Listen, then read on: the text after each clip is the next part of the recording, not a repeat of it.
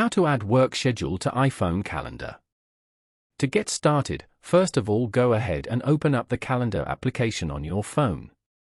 Now, tap on the plus icon in the top right corner to create a new event. On the new event page, enter a title for your event in the designated field.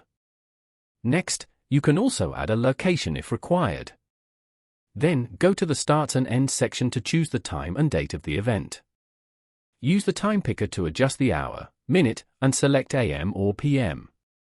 Now, go to Repeat and select every day if you want this event to be repeated. Then, go to Calendar and select Work. You can also add alerts, attachments or notes below. Once you're done, go to the top right corner and tap on the checkmark icon. Your new event is now added and will appear in your calendar on the selected dates. Following these steps, you can easily add a work schedule to an iPhone calendar.